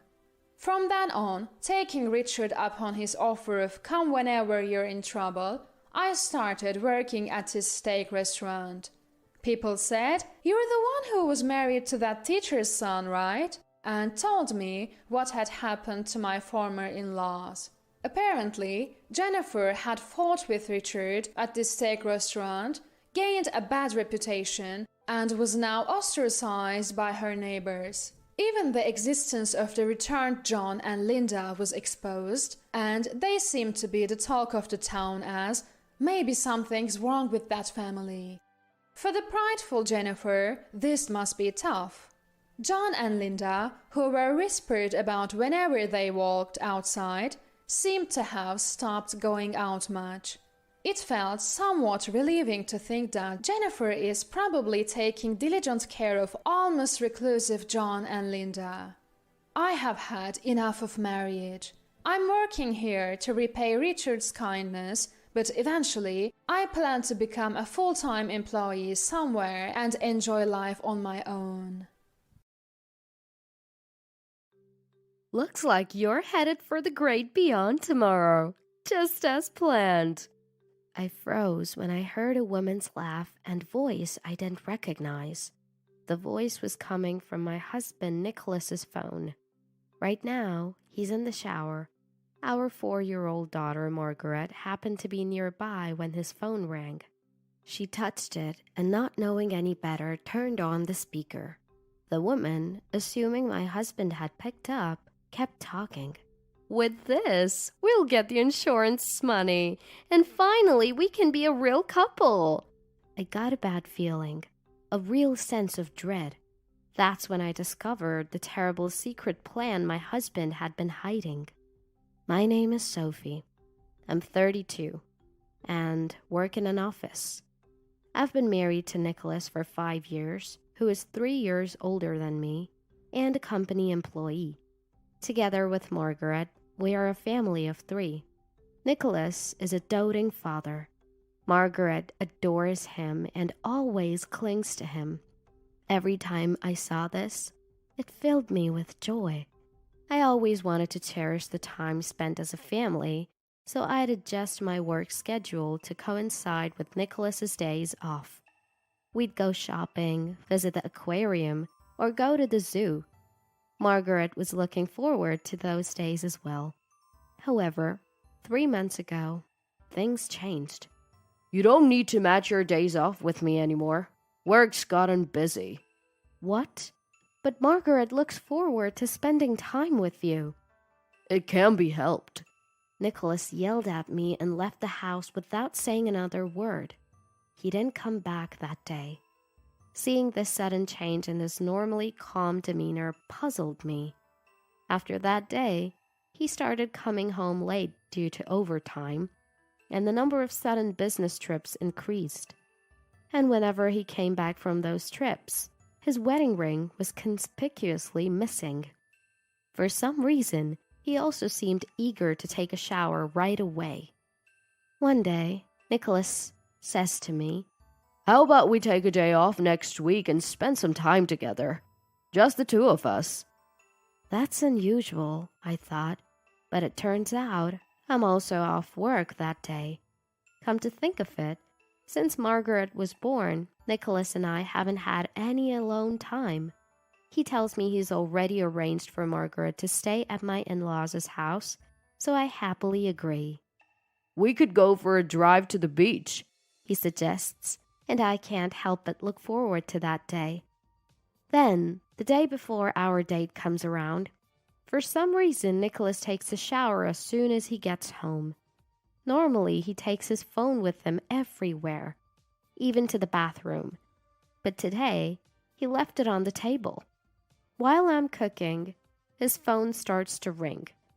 As I'm drying my hands, Margaret picks up the phone and puts it on speaker. Everything's set for tomorrow. He'll be out of the picture. A mysterious woman's voice fills the air. Stunned by her words, I keep listening. She seems to think Nicholas picked up and continues talking. With this, the insurance money will be ours, and finally we can... Who's that, Auntie? A friend of Dad's? Hearing Margaret's voice, the woman hurriedly hangs up. Margaret tilts her head. What was that? Maybe it's a friend of Dad's. Let's tell him. Okay. Margaret runs off towards the bathroom with a smile. I guess she wants to tell her dad as soon as possible. In the meantime, his phone is left on the table. Just as I'm about to snoop through it, I hear the bathroom door open and quickly put the phone back in its place. Margaret informs a freshly showered Nicholas, Dad, your friend called. Suddenly, Nicholas rushes into the living room, his body still wet. Did you answer my phone without asking? No, Margaret picked up, but I didn't listen. I see. His stern face relaxes suddenly. His brow smooths. Is he cheating? And what was that about? Out of the picture.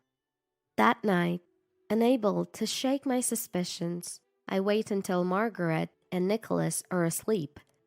Then I check his phone again. The caller ID reads Eric. There are several calls from this Eric, but the voice was unmistakably a woman's. When I open WhatsApp, there's frequent communication with a woman named Caroline. Reading the content, it's clear that Eric is probably a cover, and it's really Caroline.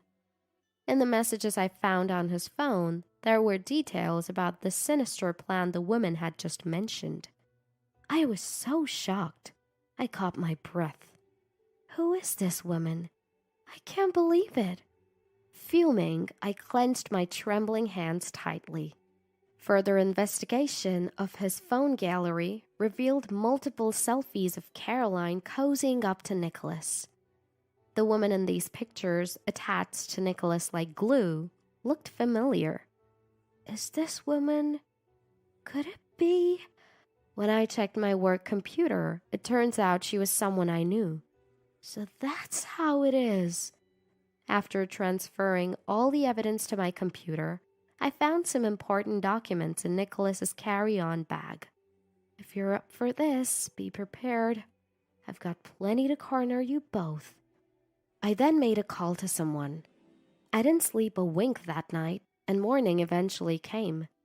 As I prepared breakfast, Nicholas, unusually up early and in high spirits, said, Great weather for a drive, huh? Sure is. I replied with a fake smile, but he didn't seem to notice my mood. All right, let's get moving. After dropping Margaret off at my in-laws' house, Nicholas started driving. Today, Nicholas was unusually chatty, rambling on about trivial matters. As I played along, my phone rang about 30 minutes into the trip. It's a call from your mom. Margaret seems to have a fever. We need to go back. What? I mean, we asked Mom to watch her.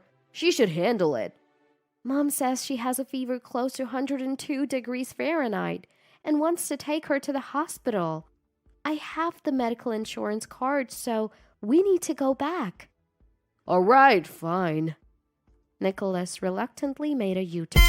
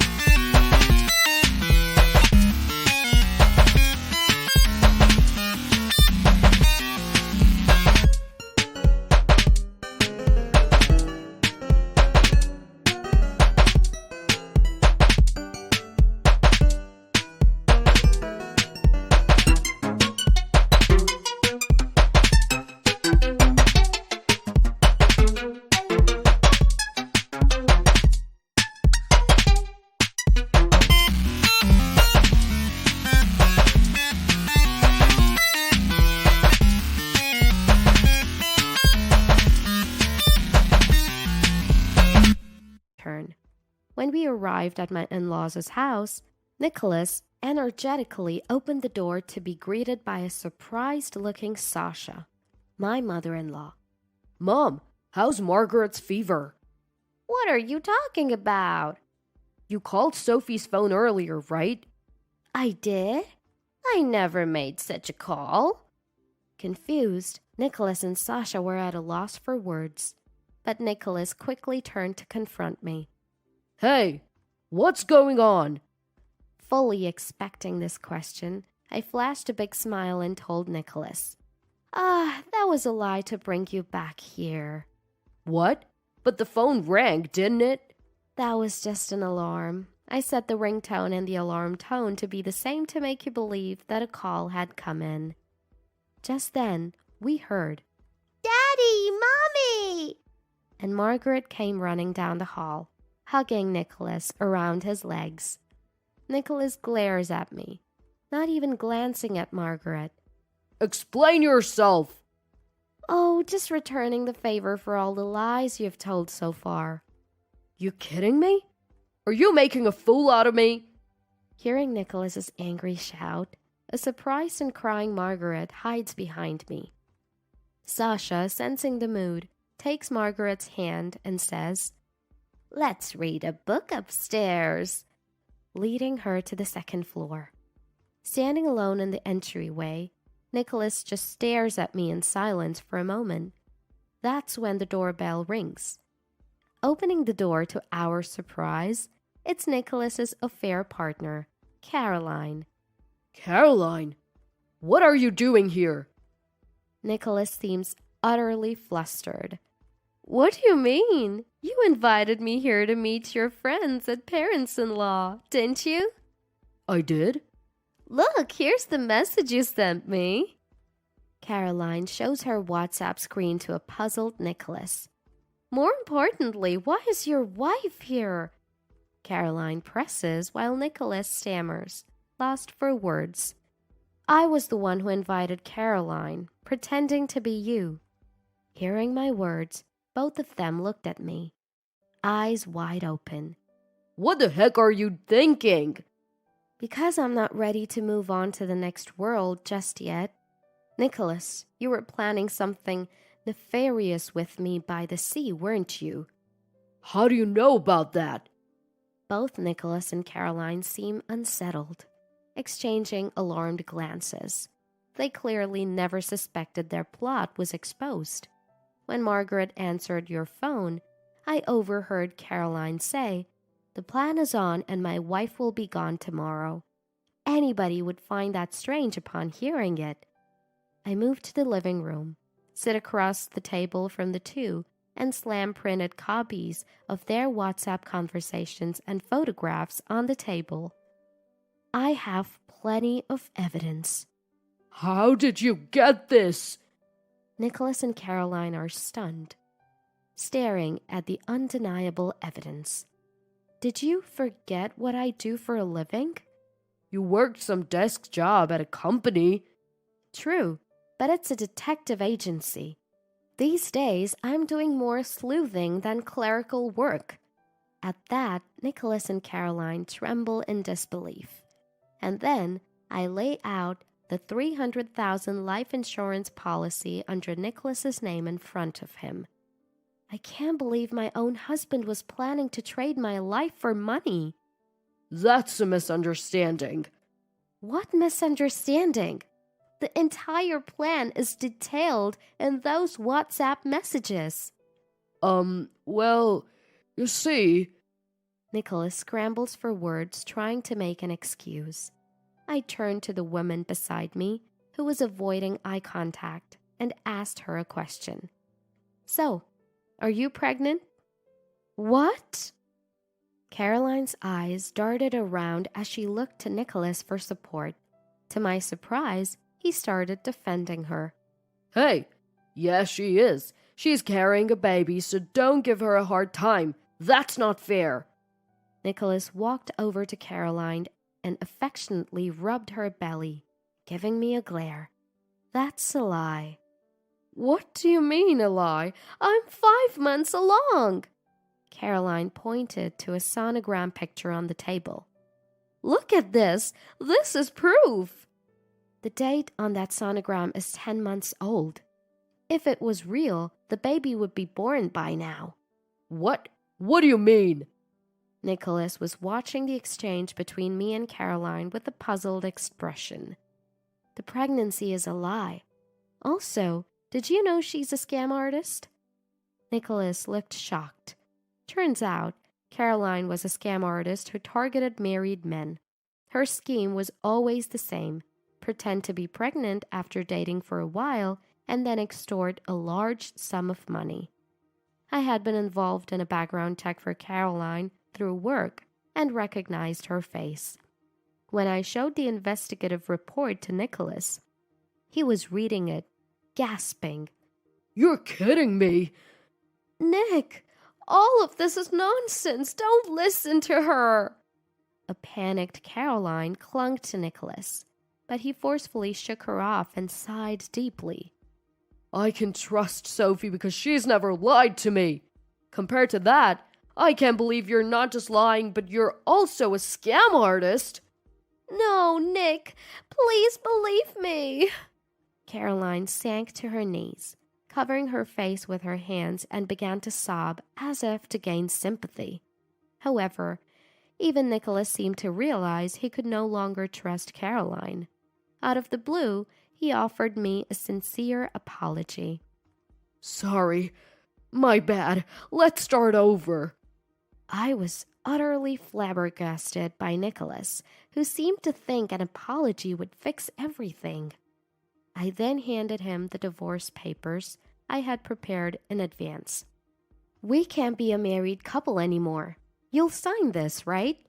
In the divorce proceedings, I also demanded $30,000 in damages, $20,000 for property division, and $1,000 for monthly child support. Please, don't say that. Reconsider. It's too late for that. The only person I love is you, Sophie. Just as Nicholas was resisting, making all sorts of excuses and hesitating to sign, Margaret came downstairs and ran over him. Dad, do you need help signing? Should Margaret write it for you? Margaret smiled innocently at him. Unable to resist any longer, Nicholas signed the papers without a word. Dad, I signed it well for you. Margaret, who knew nothing of the situation, beamed happily. Sasha noticed the situation and invited Margaret to the park. Full of energy, Margaret said, I'll be going now, and left. I'll also demand $1.5 million from you in the divorce case, I told Caroline. She lost her temper, her face turning red. Why should I have to pay? I'll also be contacting the police about you. Pay for your crime. Caroline's face turned pale and she started to tremble. I can't be caught now. She dashed out of the living room towards the entrance. However, police were already waiting outside, and Caroline was immediately arrested. Let go of me! Caroline, whose appearance was far from her shrieks, thrashed about as she was restrained by the police. Nicholas, who had followed her to the entrance, looked drained when he saw what was happening. A police officer then tapped Nicholas on the shoulder and said, It's time to go. No way! Why do I have to be arrested? Sophie, help me! Nicholas resisted and struggled, but the burly police officers dragged him into the patrol car and drove off. About 15 minutes later, Sasha and Margaret returned home. Sasha had tears in her eyes and apologized to me, as if she had seen everything from a distance. Turns out, it was Sasha who called the police. When I found out about Nicholas's plan to ruin me with Caroline, I immediately confided in Sasha. Shocked, Sasha said, If that's true, it's my responsibility as a parent to report this to the police. And she agreed to help. That's why she had been keeping an eye on us while entertaining Margaret upstairs. I guess she took Margaret to the park because she couldn't bear to let her granddaughter see her father get arrested. I said, I'm sorry for causing such a commotion, and handed Sasha a handkerchief. The next day, I filed for divorce in court. Nicholas and Caroline ended up behind bars. Nicholas sold our home and used the money to pay alimony and child support. Sasha covered the remaining costs, saying, It's the least I could do. The plan was to make Nicholas pay her back once he's out of jail.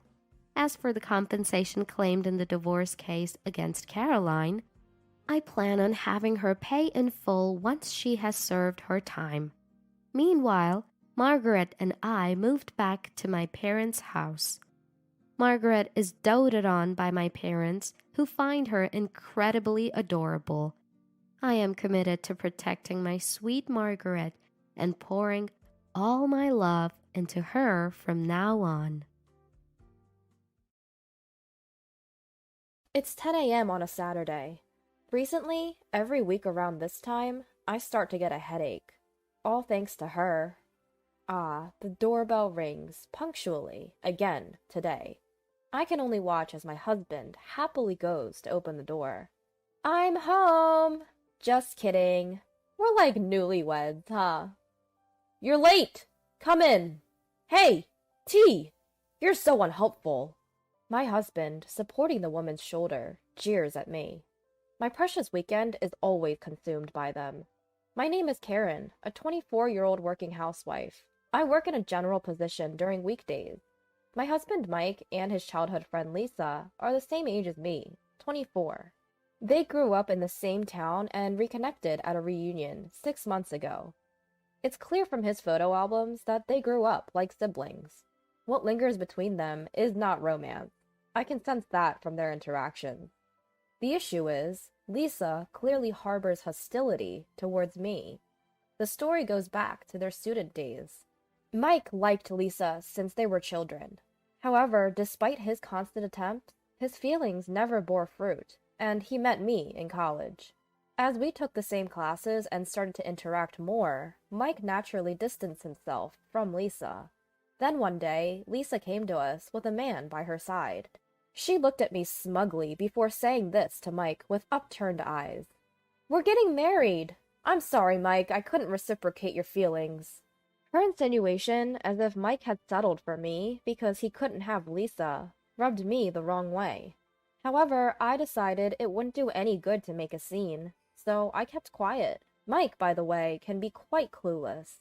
Even then, that hadn't changed, and he cheerfully told Lisa, "Really? Congratulations! Actually, we're planning to get married after graduation too." Lisa, with her mouth agape, was taken aback by Mike, who didn't even show a hint of sadness. In a way, her reaction was justified. A guy who had always been fond of her suddenly started dating another woman as soon as he entered college, not even giving her a second glance. Moreover, when I declared that I was getting married, it didn't affect Mike at all.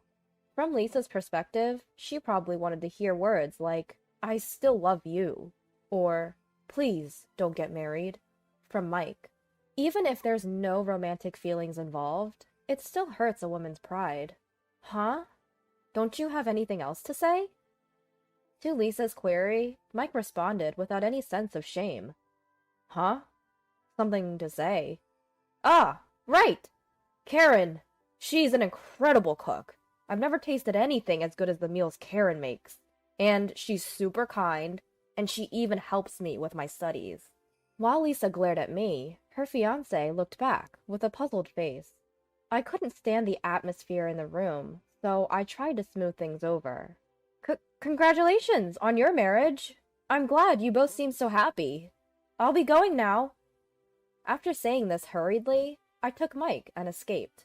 At that time, I thought I had handled the situation well, but to Lisa, my attitude was nothing but a declaration of victory. Ever since then, Lisa had been giving me petty nuisances. Even 2 years after graduation, every time Lisa came to our house for a visit, she started throwing passive-aggressive remarks. Lisa would only come over on Saturday afternoons when her husband was at work. Of course, Mike never showed any interest in Lisa, but Lisa, on the other hand, would deliberately bring love letters from their elementary school days and try to one-up me. "Hey, look at this! I found a love letter from Mike when I was cleaning my room!" Sometimes she would laugh insincerely, pretending to be apologetic. Mike and I have a bond stronger than being related by blood or even being a couple. Sorry if this bothers you. We actually had a mutual affection for each other once, you know. You tore us apart, though. If I tried to argue with her, she would look down on me like this. But I get asked out a lot, so I was quickly snatched away by another guy. I don't care, but poor Mike, right? Oops. Did I say something wrong? Mike, without reprimanding Lisa's behavior, nostalgically empathized with her, and they would laugh together. "It's fine. Karen understands us well." That was his catchphrase. Of course, I had no intention of accepting their relationship. I've protested to Mike many times, but every time he would deflect my points like this. "As a wife, you should be more relaxed. Don't you trust me? It's sad that you feel like that, being a married couple and all." In the end, it always results in a tense atmosphere and the conversation ends. I was starting to wonder if I could continue to believe in Mike. As autumn approached and the holiday season began, Lisa uttered something outrageous. "Hey, let's go on a 2-day, 1-night hot spring trip to a popular fall foliage spot. Just the 3 of us." I couldn't believe my ears. A trip together? The 3 of us? But Mike, true to form, was all for it. "Sounds fun! I'll make the reservation." As Mike reached for his cell phone, Lisa stopped him. "No need! I figured you'd agree, so I already made the reservation. I can't wait! She had taken the initiative to book the trip on a weekend when both Mike and I were off work. Wait a minute, this is all so sudden. I hurriedly tried to stop it. Lisa, does your husband approve? And isn't it inappropriate to go on a trip with Mike, even if he is a childhood friend? In response to my cautioning, Lisa nonchalantly replied, "It's okay, if Karen is there too." From her answer, I inferred that her husband was probably not pleased with the idea, and understandably so. Even though I'm around, she visits her male childhood friend's house almost every week, let alone an overnight trip. He probably wouldn't easily approve. That night, I tried to convince Mike to cancel the trip, but I was met with, "It's too late now. We'd have to pay a cancellation fee." Nothing will happen. Don't worry, as usual. I was talked into it, and the day of the trip arrived. "Sorry for the wait. Let's get going, Karen." Upon spotting us, Lisa rushed over with an elated expression. Strangely, during the trip, Lisa didn't try to overshadow me or make suggestive remarks, even once. On the contrary, she was overly friendly, choosing souvenirs with me, taking photos together. Even my husband seemed happy, not having to deal with my irritations. I was a bit let down, as I had assumed that Lisa would link arms with Mike and behave like a couple during the trip. It seemed like my worries were for naught. In this way, we spent the day in harmony. As we were headed to the pre-booked Hot Spring Inn for 3, Lisa suddenly turned towards me. "I'm sorry. It turns out I couldn't book the lodging properly, so Mike and I are in Building 1, while you, Karen, ended up in Building 2. Lisa apologized with her hands folded, and Mike, looking surprised, opened his mouth. "But we're not sharing a room, right? Mike and Lisa? Then, isn't that fine?" He easily agreed that it was fine. "Aw, Mike, you're getting your hopes up weirdly. Of course we're in separate rooms. Separate rooms." Lisa, who was loudly explaining in an almost high-pitched voice, and Mike, who was laughing without any sense of urgency. The problem wasn't about being in separate rooms, but that they had registered as a pair without explaining anything to us. It ruined the fun mood that had been there until now, and I, Karen, frowned and raised an objection. "Hold on a second. Even if you guys are childhood friends, that's just too much. Can't we change the room?" Then Lisa shook her head and continued to explain with a dejected face. "Due to identity verification, we can't cancel it now. I promise nothing's going on with Mike, so don't worry, okay?" To my stunned silence, Mike added fuel to the fire. "I've been thinking about this for a while, but can't you stop being jealous of Lisa?" "Jealous? I'm not. I hate that about you, Karen. It's a hassle for both Lisa and me." At his words, Lisa smirked as if she was victorious. As we passed each other, Lisa whispered in my ear, "I'm sorry to leave you all alone. I'm going to have a fun night with Mike, even on your behalf." They left me and strutted off to the inn. I took out my secret weapon hidden in my pocket and took a picture of their backs. I won't forgive them. I'll make them pay. The next morning, at the station where I interacted with them, Lisa was standing in shock with her eyes wide open. Why are you here?" Standing in front of her was Lisa's husband. His face was filled with anger, and he was quietly glaring at his wife. "Karen told me where you were. Seems like you're having a lot of fun." I stepped forward in front of Lisa's husband, deeply bowed my head. "Thank you for coming all this way today. I sincerely apologize for my husband's actions this time." With fake tears, I held a handkerchief to my eyes. Upon seeing this, he urged me to raise my head. "No, it's ultimately my responsibility. Lisa, my wife, is the one at fault. I will divorce her. I will definitely pay you for your troubles." "Divorce? What on earth are you talking about?" Lisa turned pale as her husband, his veins bulging in anger, berated her. "I thought it would be okay if we all went on a trip together, including Karen. But it seems I was wrong. I can't continue with you. We're getting a divorce." "Hold on a minute. There must be some mistake. Hear me out. As if to interrupt Lisa's words, I chimed in, matching the rhythm. Me too. Through this incident, I have been able to unveil my husband's true nature. I am also filing for divorce. At that moment, my husband opened his mouth wide and looked at us. What? Divorce? We haven't done anything wrong. At his words, Lisa also started to raise her voice in defense. No, that's right. It's just Karen's misunderstanding. We've been separate the entire time. There's nothing going on between him and me. Lisa quickly tried to link arms with her husband. However, he immediately shook it off and slowly took out his cell phone. It's no use trying to hide it. Can you say the same thing in front of these photos and recordings? He played the recording in front of everyone. I'm sorry for leaving you alone, Karen. I'll spend a fun night with Mike, including your part. Haha. What came from the cell phone was unmistakably Lisa's voice. Lisa's voice, which I had secretly recorded when she whispered in my ear. Mike was astounded by the recording and started yelling at Lisa. Lisa, you said this to Karen? I interrupted Mike's yelling and showed a different piece of evidence. Two people walking arm in arm towards a hotel in a town under the twilight. Anyone who saw it wouldn't hesitate to think these two are having an affair. A stitch in time saves 9.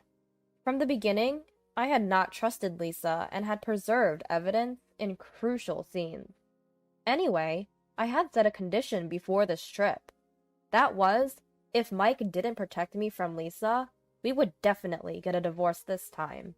What they did was not strictly an affair.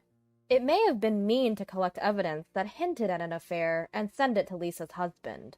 But I, too, have been constantly undermined by Lisa. There must be something during a trip with 3 people. Then I'll have to take measures as well. I thought this was the only chance to have her husband intervene and punish Lisa. Soon, Mike started to make excuses in an agitated manner. Karen, it's a misunderstanding. We were just heading to the inn together.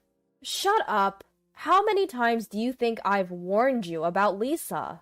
I recalled how happily he had welcomed Lisa into our home, how he had repeatedly clashed with me for not welcoming her, how he had accepted staying in the same inn as Lisa without objection, and how he had brushed off my feelings as jealousy. As I started to throw all my piled-up resentments at Mike, he seemed to have realized that he was in the wrong. Without caring about the surroundings, he prostrated himself on the spot. I'm sorry. I'll stop seeing Lisa. But please, don't divorce me. Surprised by his sudden behavior, I listened to Mike continue. I don't love Lisa or anything like that anymore. She's just a friend. His words seemed to have shocked her. Even if her husband divorced her, she could eventually get together with Mike. Maybe that's what Lisa was thinking.